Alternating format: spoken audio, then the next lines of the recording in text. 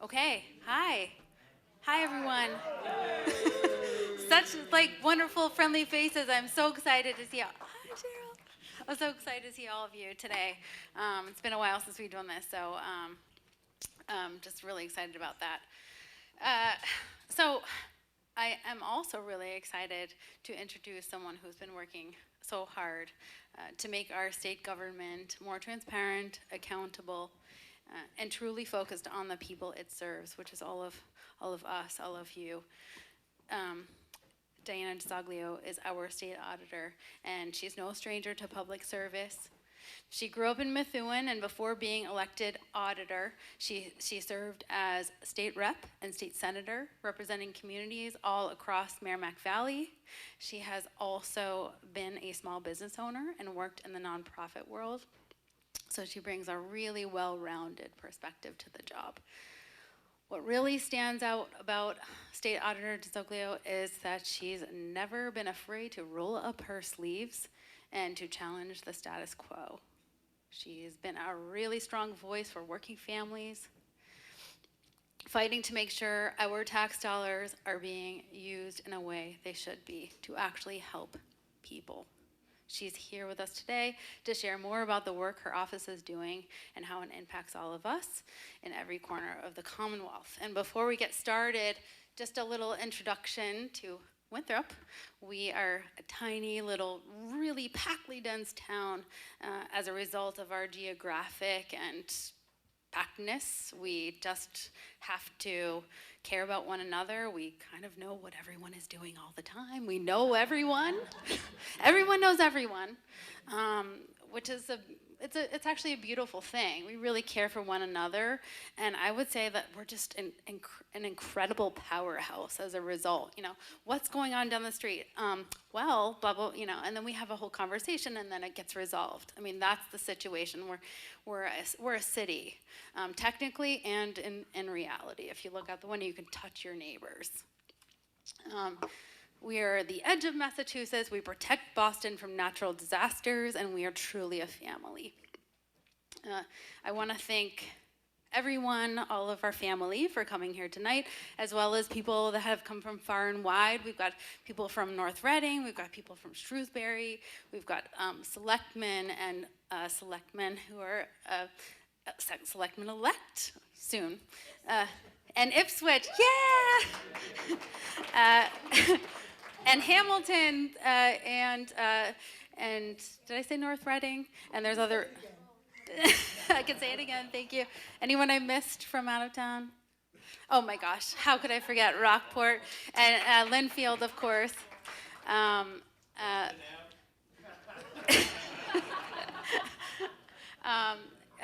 Lots of people who have come to show their appreciation for you and to learn from you. I think one of the things we want to, beyond wanting to understand what's going on with the audit of the legislature, we want to understand probably how that can be applied to our situation. We've got some not so transparent interactions and what have you at the local level, and we are trying to figure out how to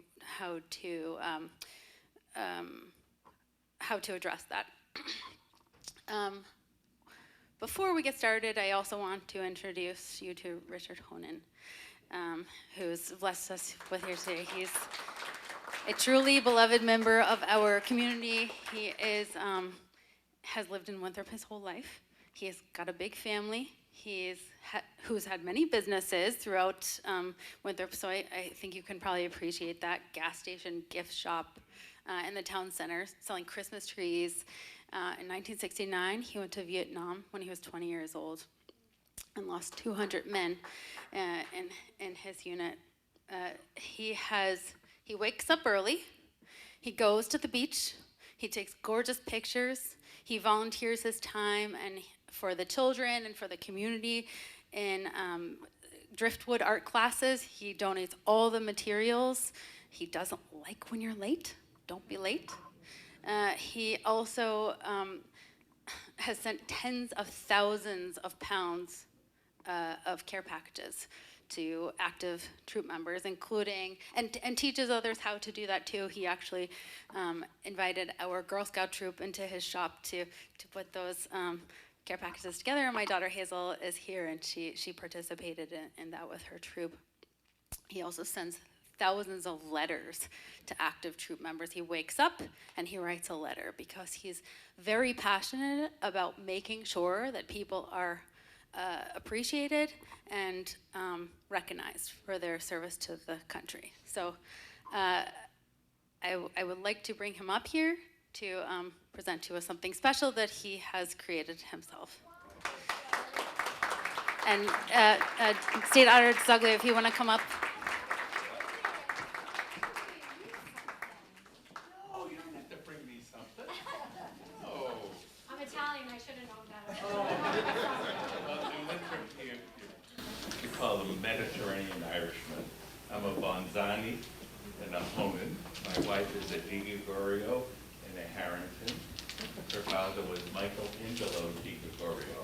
Yeah, so we have a share of Italians here. Oh, come on!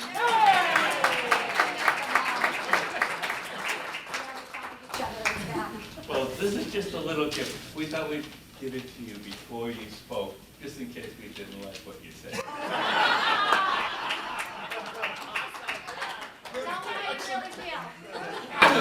So this is a photograph that I took, and so I get up early. I do lots of I do lots and lots of things in town. I'm the mayor of town, even though we don't have a mayor. And so what is the title of that? I don't want to insult our man from Rock. Winthrop's motive. Motif. Motif number one.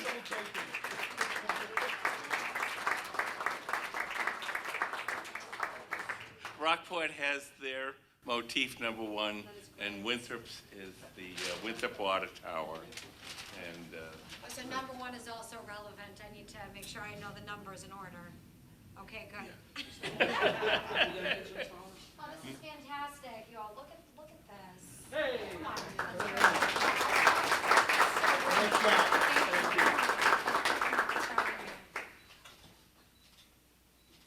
This is the one, by the way. I want to copy the paper. Oh, that's going right now. well, it's Thank nice you to so have much. you here. Thank you. So with that, I think just for planning purposes, what we're going to do is have our state auditor give a presentation about what's going on with our legislative audit. We have some questions that were submitted ahead of time, which I'll read and she'll answer, and then any questions from the audience. Today is a discussion, it's a conversation, and this is not this is a friendly community, and we're anxious to hear from you. So thank you so much. State Auditor.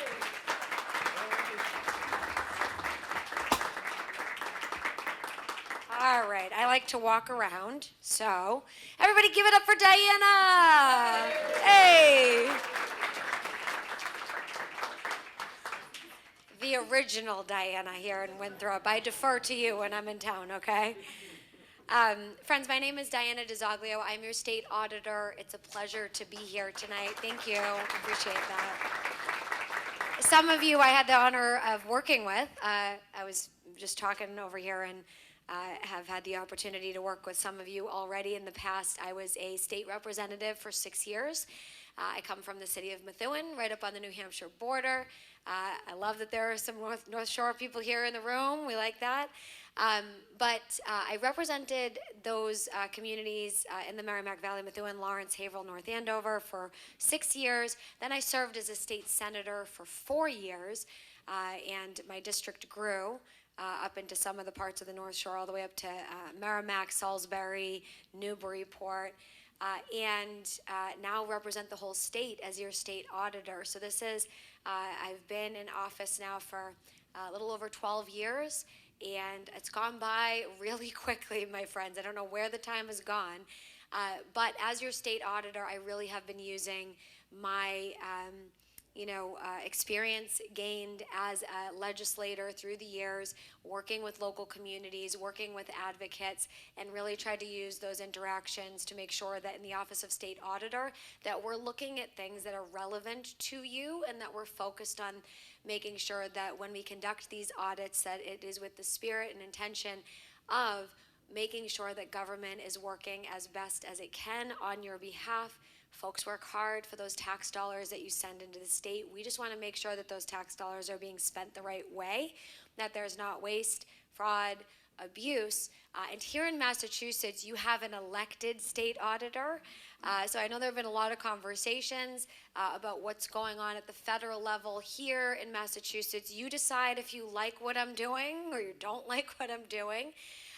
And then you get to either elect me or not elect me. And that actually is something that I find really great because it makes sure that we are at all times in the Office of State Auditor accountable to the people. I am not appointed by any member of the executive branch or any member of the legislature or anything like that. I answer directly to you, which means that when I go in to conduct audits in the Office of State Auditor, you are who I have in mind when we are looking at these different issues, making sure that it's your values that are being reflected and it's your concerns that are being addressed in the audits that we conduct. For those of you who don't really, spend your Friday nights with an audit in front of you and a glass of wine, just so you know, we do not audit any of you. For those of you that might, think twice before you come up to talk to me personally, thinking I might get your name and then start digging into stuff, don't worry, we don't audit any of you. I'm not the IRS. I am not the Department of Revenue. I do not look at your personal tax returns or your personal finances or anything like that. We audit state entities, state departments, state agencies, and we do, again, look at the use of your hard-earned tax dollars and how we can make sure that we're making government work better. That's the motto of the Office of State Auditor, is to make government work better. That's why I find it so curious and disappointing that our state legislature currently is refusing to be audited by the Office of State Auditor, which is what 72% of the electorate just voted for in November via question 1, and why members of the legislature are so hesitant to simply work with our office so we can shine a light at those financial documents, those state contracts, those processes and procedures, when it is the clear mission of the auditor's office, based on all of the other audits that we've conducted that you can see up online on our website, that it is our mission to make government work better. We're not the FBI. We don't conduct those types of investigations. We cannot walk into somebody's office and just demand to see somebody's cell phone or start tossing through desks or confiscating laptops or anything like that. Certainly not. We have accountants and CPAs in our office, and we have performance auditors who look at ways to improve systems, and they're seeking to help these state entities. So if any entity is refusing to participate in that process, it raises some significant concerns. And rightly so. If there's nothing to hide, then open up the door, let the sun shine in, and let's work on some of these issues together. Many times when we audit state entities, we will find challenges because humans and not robots work in these state entities, right? So it can be expected that with the vast majority of our audits, when we look into the nitty-gritty details of some of the things that are occurring, that we find discrepancies, that we find challenges, that we find areas for improvement. Even if there's nothing tremendously wrong, our office will highlight, a set of best practices or ways to improve upon a system so that taxpayers are better served by the government that they fund, that you fund. And we do this with, and I apologize for using this really obscure example in this room tonight. I know y'all have never heard of this entity before, but has anybody here ever heard of the MBTA? I'm really appreciating all these, planes flying by over here too. You have a lot of travel going on in this community. Certainly. Y'all have heard, right? So, MBTA, we audit the MBTA. We've come out with a series of reports recently. We're not resourced or financed in the Office of State Auditor to do a full, forensic financial audit of the MBTA. That would cost way more money than our office has right now to fund these auditors. But what we do is we do have teams who work on various aspects at the MBTA that have been highlighted as areas of concern to our office. So we've looked at the Keolis contract and audited it and found a lot of money that actually should have been overseen better by the MBTA to the tune of millions of dollars in that contract that we called on the MBTA to make sure they were providing better oversight to. We called for better management of the Keolis contract. We identified ways to better manage that contract. We also audited a contract that had to do with safety and performance. And I know y'all have seen the story after story through the last several years where trains were catching on fire and derailments and ceiling tiles falling. So we audited for performance and safety, and we actually found that one of the vendors that the MBTA was contracting out with, that that vendor wasn't actually even appropriately training their employees on, guess what? Safety.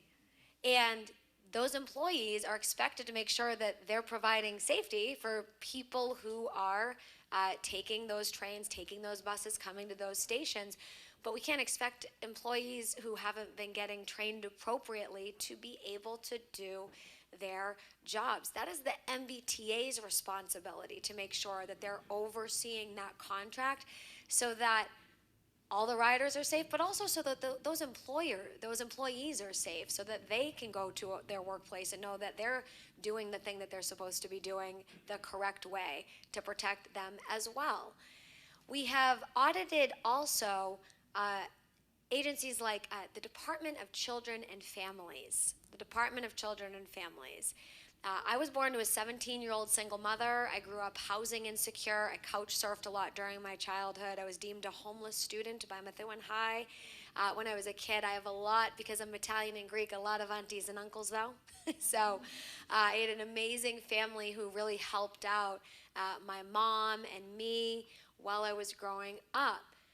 A lot of kids aren't so fortunate to have aunties and uncles and a lot of cousins and grandparents who can step in, who can help if their parents are not able to take care of them to the level that they need care. And those children end up in the system here in Massachusetts, and those children need protection. We need to make sure that we're doing right by those children, that we're doing everything that we can to protect them, and to make sure that they have access to opportunities, that they're not being abused or mistreated or neglected or blocked from opportunities for future success because of experiences that occurred to them through no fault of their own, but because of outside circumstances that they couldn't control. Those kids are in the system here in Massachusetts. They need help. They need people to make sure that they are protected. And DCF has a role to play there when those kids enter the system. We have a lot of great workers, a lot of great social workers, a lot of people that go into this work, and they're so passionate and they really want to help these kids. But a lot of these agencies are not resourced correctly, or there are management issues, and that gets passed along to these kids, right? Even though you have a lot of people who are trying to help. When we audited DCF recently, we found that in the Department of Children and Families, that the mental health services that were supposed to be being provided to these kids, and we know, we just came out of the pandemic, we know how challenging that was during that time period, that those mental health services were really, really inadequate and not serving these kids the way that they should have been. We found out that psychotropic and antipsychotic medications were being distributed to these children without proper oversight. And that these kids were not always getting offered behavioral therapy, that they weren't being provided simultaneously with counseling. And with those types of services, to help that child to navigate through the trauma that they were experiencing. Loading children up with prescription drugs and not making folks accessible to them that are in, the counseling community and the behavioral health community in terms of providing those therapeutic services, to talk to them, to coach them, to help them. That's unacceptable. It's required that occur. We found out it wasn't occurring. We also found that their medical passports, that's what they're called, it's where all their health information is stored, that those were not getting updated correctly and in a timely fashion, which means if a kid had an emergency, if they had been moved from one place to another and they needed to visit a doctor's office very quickly, that doctor was not going to have access to the medical information that they may have needed to be able to treat that child correctly. We found those to be issues alongside of several other issues that we identified in the report, and we identified these issues to DCF and called on them to do better and to make changes and to make updates and to address these challenges, because these kids need help, these families need supports, and we need to do better. And DCF agreed to start making these updates and provide better oversight and make sure that there's attention given to this and to bring these issues before the legislature. Those are the types of things that our office does. We exist to look at these processes, to look at these programs, to look at these procedures, and then to write reports to these agencies, to these departments, to help them identify areas where they need to improve. Back to the legislature. If the legislature does not want that, what are they hiding? What are they hiding? Okay, now not every state legislator is opposed to this. Some are just more quiet about it for fear of retaliation. I get it. I was a legislator. A lot of folks, that I've talked to that are in the legislature will say privately to me, I don't have a problem with this, but you understand that if I say anything, my community is going to be retaliated against. I won't get the earmark for the community center. I won't get my bill passed. My chairmanship will be taken away. All of these things. It's not just your legislators themselves who will be retaliated for supporting stuff like this. It's their communities that they feel will be punished as a result as well. So what's happening at the State House is we really have a top-down style of governance where folks in leadership have all the power, and then there's pretty much everybody else. It's not about Democrat or Republican anymore. I guarantee you that in this room, if we all started talking about, which we're not going to do tonight, you're welcome, but all of our political viewpoints, that we're not going to all be on the same page. I'm a registered Democrat. I'm sure some of you are registered Republicans. Some of you are unenrolled. Some of you hate politics altogether. I understand why these days. Up on Beacon Hill, it's not about Democrat or Republican anymore. It is about people with power and everybody else. And that is why, with this ballot initiative, absolutely, I've been meeting with anybody who wants to meet with me about ways to improve the systems up there, because I am happy to have a debate about whatever the issue is that we want to debate about, but we should be able to have that debate, and we should be able to have that debate publicly, and we should be able to speak to each other, to speak the truth in love. You can disagree without being disagreeable. You can talk about different issues and make sure that you're able to work through these issues in a transparent fashion that's accountable to the people. But what we have happening at the State House right now is that most of these decisions, they're getting made behind closed doors. And I'm not saying people aren't allowed to have a conversation or something. Fine, human beings are human beings. But major policy decisions are being completely decided behind closed doors, where you will have bills that are over 100 pages long come out from a conference committee, which is a group of about 6 people, generally speaking, up there, who have been appointed to this conference committee, and they will go behind closed doors and for months on end sometimes be working on these bills, only to have those bills come before the entire membership, sometimes with only a matter of minutes to be able to consider these pieces of legislation. That's not a good way to do policy. You end up getting some really well-intentioned legislation that comes to the floor that is unfortunately not vetted the way it should have been vetted, that later can lead to unintended consequences. You're positioning legislators who are trying to take a vote that they think is the right vote, but they didn't get to read the bill because they didn't have any time to read the bill. And if your legislators are not getting the time that they need to read the bill thoughtfully and thoroughly to be able to file their amendments with all this legislation, what does that say about every single person in this room? We're disenfranchised. We're not able to have a seat at the table. So I do always talk about this because I do think it's important in Massachusetts, for as much as we hear about Democrat, Republican at the federal level, okay? Here, it really is about who has the power up there, and Republicans and Democrats up there have power and influence and get assignments based on who you know, based on who happens to have a relationship with who. And those folks are getting access to a lot of these bills in advance. They're able to influence the decision-making process before most of us even know that a law has been passed that we now need to follow. So we're not getting access to this information in time to be able to influence the outcome, to be our own best advocate, to have debates across the aisle, or even on the same side of the aisle, to be able to have debates about what would best serve our communities. And that's the system up there. The system is broken. The system is broken. We are frequently ranked as the least transparent and the least accessible state legislature in the entire nation.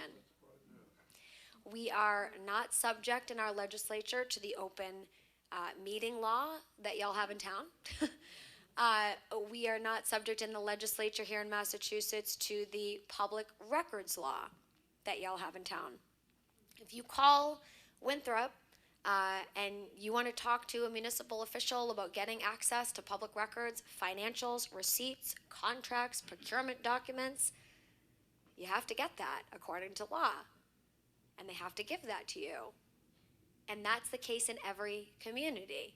But up at the State House, the laws that are required of every city and town across the state, all 351, they don't follow themselves. Everybody else is required to get an audit. An audit for thee, but not for me, is what the legislature is saying right now, right?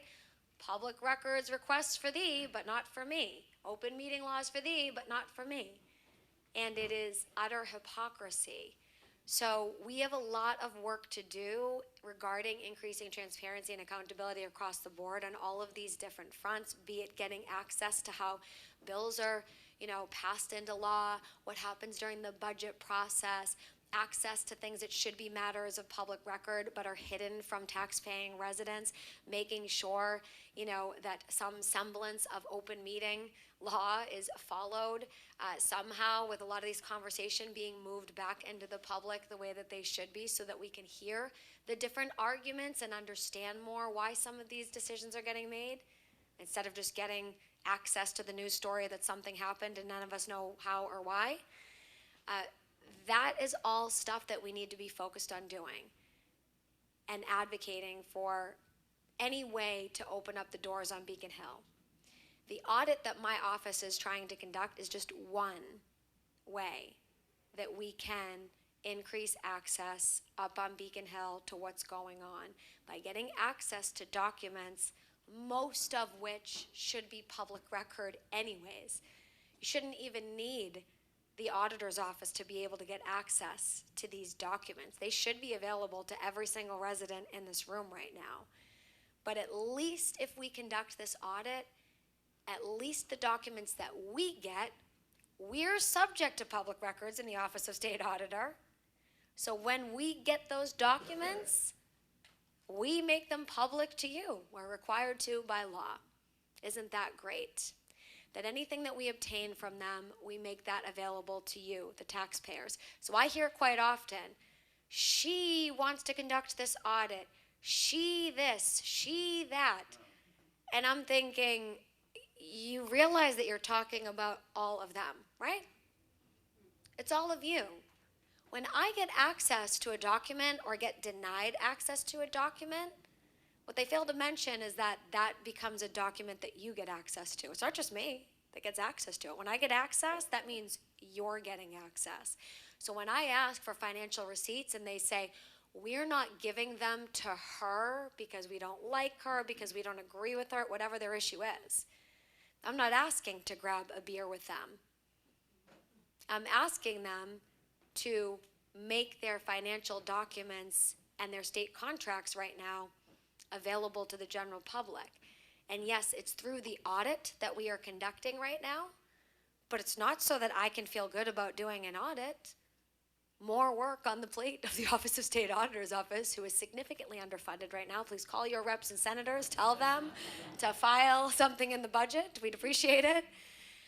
But it's more work for us, right, to conduct these audits, to fight to do this.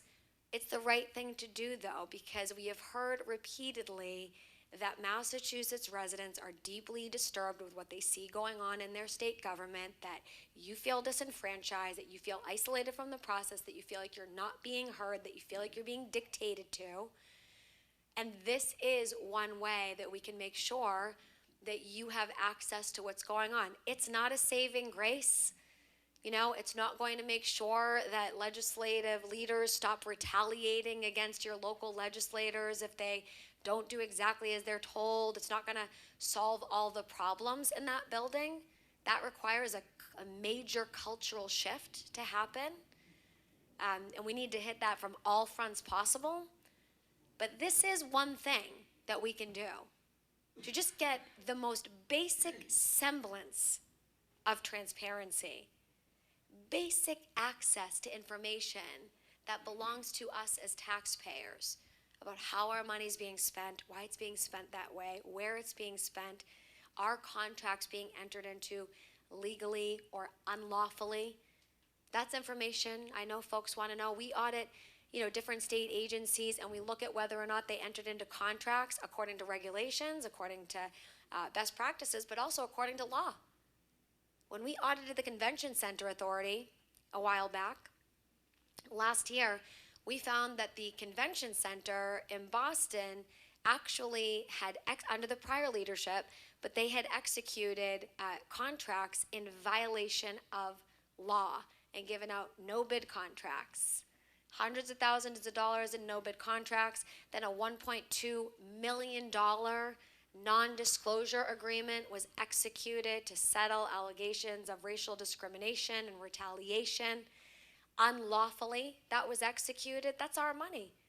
That's our money, and we should know if folks who are in these leadership positions are using our money to silence people, if they're using our money to hide their misdeeds, inappropriate behavior in their agencies, or if they're using our money to give it out to their friends who they know without going through the legal procurement process regarding these state contracts. Those are things that we can analyze in some of these other state entities. We cannot look at those things in our state legislature because they refuse to let us see how these contracts are being executed, how these dollars are being spent. And the taxpayers have a right to know how their tax dollars are being spent. We have no authority over the legislature by conducting an audit. That's the latest claim by folks who are breaking the law in the legislature right now. The legislature is violating Chapter 11, Section 12 of the Massachusetts General Laws currently. The law is being broken. And what the Speaker and the Senate President are saying is that compliance is in the eye of the beholder when it comes to the law. How many people could get pulled over tonight and say that to the police officer pulling you over? Anybody? How'd that go? Yeah, if the tax collector comes to your house, you're going to say, excuse me, compliance is in the eye of the beholder. Must be nice to have so much power that you don't even get concerned about making statements like that. It is ridiculous. It is unacceptable. It is disturbing, and it needs to stop. And, we went through the process of passing this through the ballot initiative. We went out, we got support. By the way, it was already the law that they were supposed to be audited. We have conducted over 100 audits of the legislature before, throughout history, since the beginning of the auditor's office. And it's only been in recent years that those audits stopped happening. 1991, the speaker at the time told former auditor Joe DiNucci, another Italian, I just gotta say. But he was a fighter. He was a fighter. And he went in and he said, you know, hey, I need to conduct my audit. This is my job, Mr. Speaker. So let's go. And the speaker at that time was essentially like, you're not auditing me. And Joe DiNucci, former auditor, did not accept that answer and said, with all due respect, it is my job to conduct this audit. The legislature is not above the law. And yes, we are auditing you. But because they pushed back so hard, it ended up being the case where he found himself in the position of needing to file legislation to try to clarify the law to make sure that it was clear that they were still subject to an audit, even though there was over 100 years of precedent by that time, and it was a matter of routine up until that point. And you know what? That bill obviously never got passed because the same speaker who was shutting him down was responsible for passing that into law. And since that year, actually, I think it's pretty well known that we had a period of unprecedented scandal and corruption in the legislature occur. 3. Correct. So, starting at that point. So, you know, not saying it's causal, but there's definitely a correlation there where there was transparency purposefully denied instead of embraced, and many, many issues simultaneously occurring that needed to be addressed. Transparency is a good thing. It's not something to be afraid of. Getting audited, you know, it's annoying. We know. We don't go in and get agencies pulling out the pom-poms for us when we come in. They don't like start cheerleading and go, oh my gosh, we're so excited you guys are here. We've been waiting. No, a lot of them are nervous, they're scared. What if they accidentally did something, or, you know, there's some sort of an issue? And we do our best to make sure that we calm folks down and let them know, look, we're here to help. It's likely we're gonna find some discrepancies. We generally do, but it's for the purposes of helping. And if you're cooperative and you collaborate with the office, we're all better served at the end of the day, and then folks know how they can do better. We need our legislature to stop viewing an audit as though it is the enemy of the state. It is not. It is something that is there to help them, to help their communities, to make sure that if there are issues, we can all come together to work to address those issues. But we can't work on issues that we don't even know exist because people are too afraid to have the conversation, or because a couple of people in power might have something to hide. And now all the other legislators have to either look the other way or get retaliated against by those same people.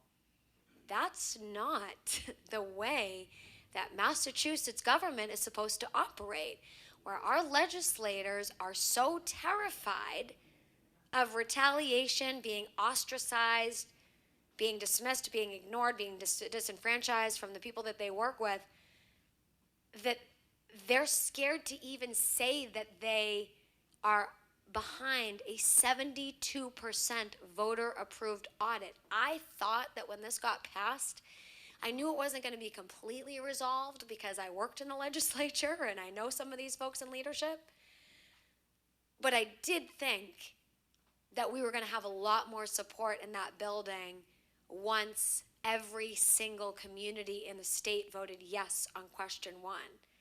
And I have to tell you that what I'm still facing up there is people looking the other way, not wanting to take photos with me now, trying to explain away why they can't say they support this, saying that they support the law, but that they also believe it's unconstitutional, so they're not going to follow the law, but then refusing to take it to the SJC to get an opinion. The legislature has the right to bring this issue to the SJC if they believe it's unconstitutional. They refuse to.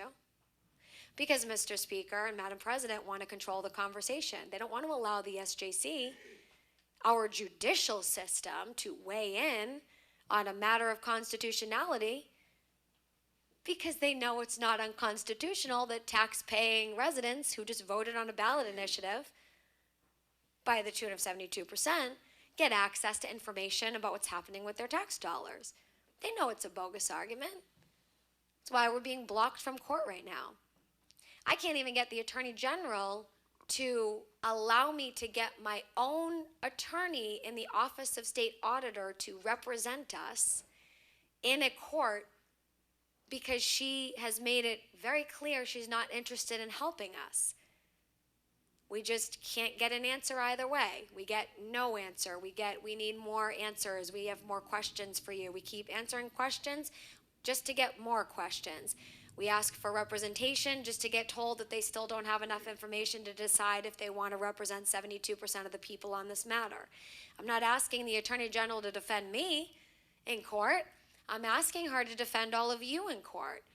And I keep getting the runaround, and I keep getting told that my legal analysis that I provided with my psychology degree, that it's not good enough.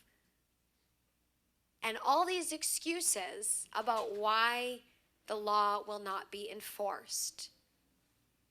When you stand up for stuff on Beacon Hill, the wagons are circled.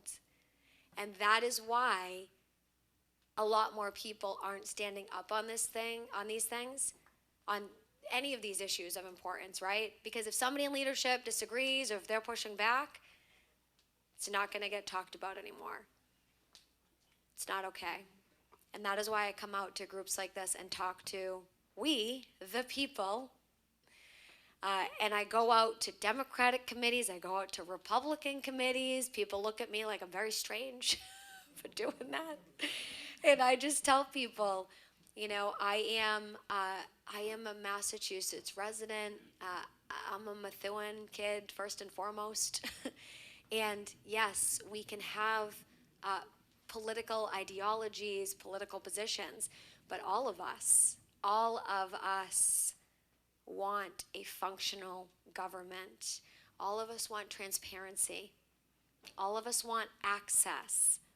All of us want to know that our voice matters and that people are listening and that they're hearing us and they're actually, you know, thinking about what we're saying and that there's actual, you know, there's an actual ability to participate in our government. We want a seat at the table, regardless of party affiliation. And I really think here in Massachusetts that we really need to start talking more to each other and coming together where we can to make sure that we are uplifting our shared values of transparency, of accountability, of increasing accessibility. And I'll end with, because I see you, Diana, I will end with this. You know, there's been a lot of hate like going towards the legislature right now for their refusal to cooperate. I have to say to you, I served in the legislature for 10 years. I love our legislature. I just also love transparency, accountability, and accessibility, okay? And there are so many good people that are in that building that want to do good, but they're not able to take a position on this and to stand up for this. And I think really we need to get our legislators to a place where we are expressing our love and, you know, compassion for their circumstance and that we want to work together with them. If you want to work together with them, if you don't need to, you know, fake it. But, you know, I think it's important that in situations where you are looking to partner with some of these folks, but you're just disappointed in this particular aspect, you know, we need to stop allowing it to be viewed that supporting the audit is opposed to the legislature. It's just not accurate. Those two things are not mutually exclusive. An audit of the legislature and loving the legislators, they're not mutually exclusive things. You can love your legislator, you can support your legislator, you can advocate for your legislator, do your best to partner with them. And you can also make sure you're holding their feet to the fire and saying, let's go. We need you to step it up on this and stand up for transparency and let us be part of the process that we pay for. Thank you so much, Diana. I appreciate the opportunity. Thank you. Yep. Oh, thank you. Wow, thank you so very much, State Auditor DiZoglio. Thank you so very much. I know she has a hard stop today, so I want to be cognizant of that. There's a long list of pre-submitted questions, which I feel like you covered somewhat in your speech. I just want to start out by saying that's infuriating what you just shared. And please know that we do feel this every single day. We actually just had an election on Saturday where we shelled out, $40 million of our own money on top of the tax money that we already pay. This money isn't coming back to us. I saw in the news this morning or yesterday that another $1 billion is just going to transportation and education. I would love to understand how we can figure out if any of that, 300 of the, as opposed to 700 million going to transportation, which I don't feel like we asked for, may or may not be coming to Winthrop, since, as you said, this the legislature is not subject to the Freedom of Information Act request that we do every day. Also, how can we help, and even if it's like being annoying, or as annoying as we possibly can be, flooding the inboxes of whomever. And we've heard the same thing that you're talking about, this political audit. I mean, that's preposterous. We all voted for it, as you said, 72%. So I'll start with that. How can we get receipts to find out, for example, how much of that, 30% of the 1 billion perhaps could be coming to Winthrop schools after we just shelled out $3.5 million, because we're just not seeing that money? Yeah, so great question. I think it's important to note that all those decisions do get made during the budgeting process. So your legislators are going to have a better idea about what's going to come back to Winthrop or any other communities that are present in the room here tonight.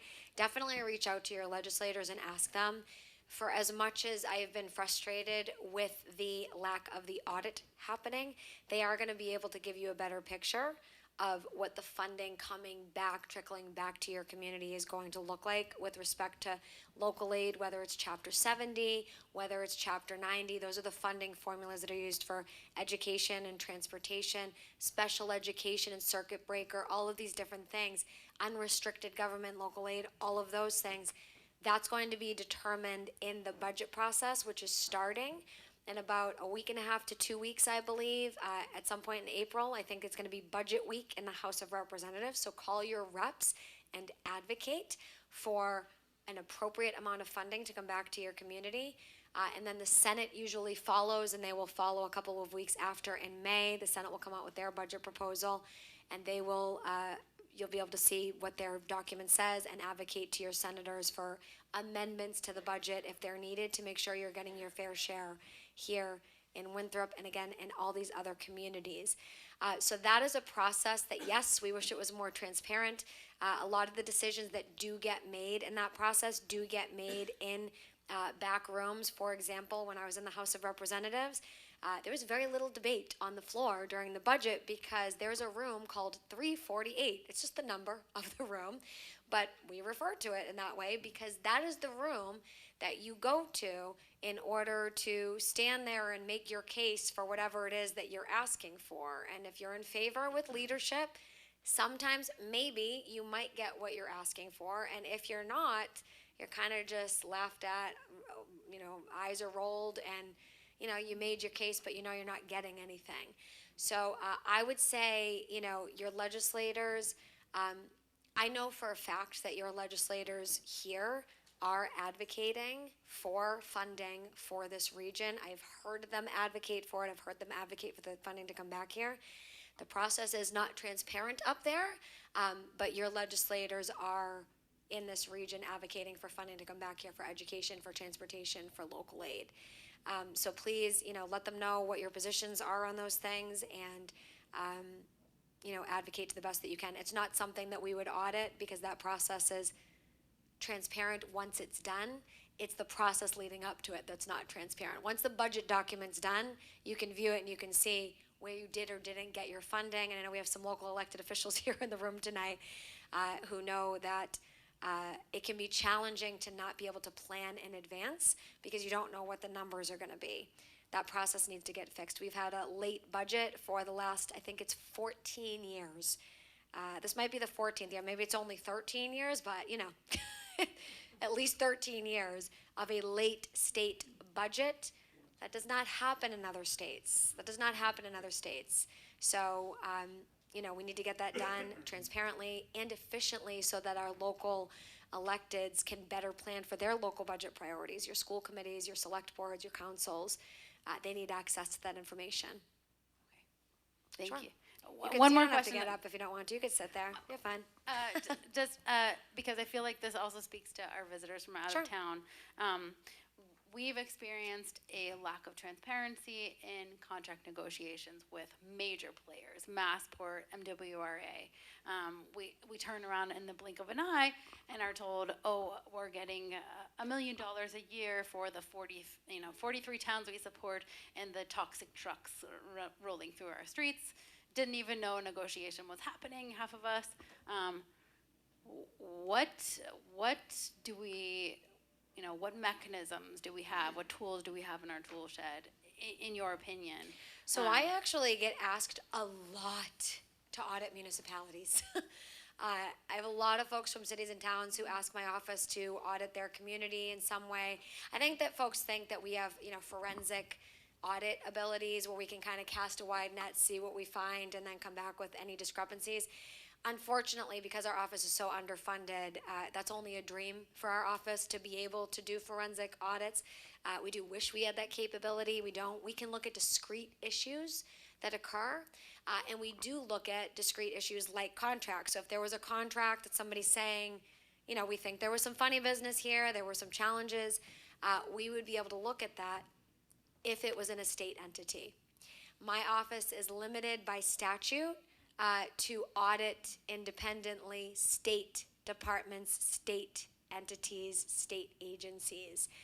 We are not authorized to walk into any city or town and to audit any city or town against their wishes. We have had folks say, well, if we can get our local select board to have you come in and conduct an audit, could you do that? I've said, sure, we could. You just have to be, aware of the fact that that local board, that mayor dictates to my office what they want us to look at. They're not required to give us any documents if they choose not to. So we can look at things, but it would be more as hired auditors, so to speak, that they're contracting with us, having us come in, and then we look at what they ask us to look at, because we're not authorized to audit them in the same way we're authorized to audit state entities, where I can go into a state entity and say, I would like these documents, and if they don't want to give them to us, and they don't give them to us, then they're violating the law, and we can take them to court. So it's different when it comes to local municipalities, but I will say it is possible to do what you're saying. It's just not my office that provides that independent oversight. It is the Office of the Inspector General that provides that oversight. So the Office of Inspector General has subpoena authority, can access all those documents. We had an issue in Methuen. There was a police scandal years ago. I remember when I was a senator, I wrote a letter at the time to the Attorney General, to the Auditor, to the Inspector General, and our whole delegation, and the legislature did. And we had asked for our concerns to be addressed because there were inappropriate actions taken regarding a police contract that went out in my hometown of Methuen. And when we did that, the Inspector General actually was the one who ended up stepping in because he had the ability to conduct that investigation, not just an audit, investigation. So they do different work than the Office of State Auditor, and they investigated some of the activity that happened, and they wrote a report, told us all what was going on in the city, the good, the bad, the ugly, and brought folks to account in that regard, and cited the council, cited the contract negotiations to help to restore the city to participating in the integrity that the residents deserve. So the Inspector General can help in that front. If there are concerns, any resident of the Commonwealth can call the Inspector General and ask that the Inspector General look into any municipal concerns. And if it's state, call me. And last thing with the legislature, we watched your St. Patty's Day breakfast. Beautiful. Well done. Well done. But you I'm left not us. quitting my day job, You, so. you left. No, it was wonderful. But you left us hanging a little bit. Like, what are they hiding? Oh, what are they hiding? You didn't see the follow-up video. No. So I said what I said at the St. Patrick's Day breakfast, and I'm assuming this is the final question, so we can all leave with some joy here tonight. What I said at the St. Patrick's Day breakfast was the people want to know. And my colleagues in the legislature were all on the stage with me. So, of course, everybody was a little uncomfortable for a couple of seconds. When I said the people want to know. The people want to know. What are they so afraid of? What are they so afraid of? Do you want to know what they're so afraid of? Yeah. Do you want to know what they're so afraid of? Yeah. They're so afraid that I'm going to sing again. And then I sang, so that was it. It's not as funny tonight, but it was okay. So I got some smiles in the room. Again, not quitting my day job. But I will say, hey, folks, thank you so much. I really appreciate the opportunity to chat with you all tonight. Let's stick together as members of the community. We're more on each other's side than we think. I think that a lot of the political stuff that's happening at the federal level, it causes a lot of divides. And a lot of those divides, I really think that we really need to start bringing people together. It's okay that we don't agree on every single thing. It's okay that there are a few hot button topics that we know we're not going to agree on. Look, I walked into Honeydew today. I gotta tell you, you were talking to me about this place being a small town. Let me tell you, when I walked into Honeydew today, the woman at the counter looks at me and she goes, "You're not from around here, huh?" And I was like, what is going on? Do I look at what is happening today? And I said, well, no, I'm not. Well, where are you from? Where are you from? I haven't seen you in here before. And I'm thinking, this is a coffee shop. And it's a chain name too, so it was funny. And then I've been hearing it all night today. Everybody knows everybody. I got to tell you, when I got my coffee and I turned around from chatting with the wonderful woman behind the counter, I'm going to stop there again, make sure I say hi to her. She goes, "I hope to see you again." I was like, "Thank you. I will come back." I turned around and, the woman that was on the other side of the counter, said something political. I'm not going to say what it was. But said something political and was yelling out to one of her friends across the room.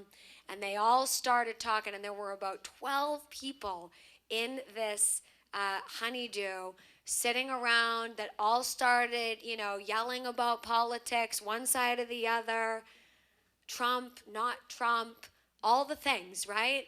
And I'm standing there in this coffee shop, and I'm just sipping my coffee, and I'm starting to try to walk through, but they're yelling across the Honeydew at each other. And I'm just thinking, like, somebody's bound to be like, hey, wait a minute, because these are very politically astute people. But you know what I appreciated about it, folks? I appreciated that they were able to have their conversations with love. And I heard people disagreeing in there who were sitting at the same table with each other and who really loved each other. I heard people, yelling about one side to the other and the other going, "No, you're crazy, blah, blah, blah, blah, blah," right? And they're talking to each other like this, but you can tell that they really love each other, and they were speaking the truth to each other, but they were doing it in love. And I think that that is so important in our communities, that we learn how to still love each other, have disagreements respectfully. It doesn't mean you're going to vote for everybody, that disagrees with you or whatever. It just means that we know that we have to stick together in our communities, and that we can't allow partisan politics to divide us as people in our neighborhoods. We can't allow partisan politics to divide us from our neighbors and from chatting with them because they disagree with us on a couple of different issues. So love, not hate, okay? Come together. We all live in this state. We all want what's best. We have different paths to get there. We might have a different approach, but a lot of times I think we're more on the same page than we think, even though our path to getting there, could be different and could look different. So I just want to leave you with that tonight. And, I think that if we can do that, we'll be a lot better off. But I'm so grateful for the opportunity to chat with you tonight, folks. Let's stay together, let's stay strong, and I'll talk to you soon. Thanks. Thank you. Thank you so very, very much for coming. And I know, our state auditor's time is short today, but if you have any burning questions that you do want answered, please send them my way, and I'll make sure that they get to her. But in the spirit of what you had just said about, this is a community where we do care for one another and we love each other, and we would love to take, if possible, and I stress the means like a group photo, maybe towards the back of the room. I know everyone's kind of sitting, but I think that could be fun. If you all wouldn't mind indulging me. Oh, okay, that works too. All right, can you see us? Hey! Perfect. Thank you so much. Thank you. And thank you everyone for coming.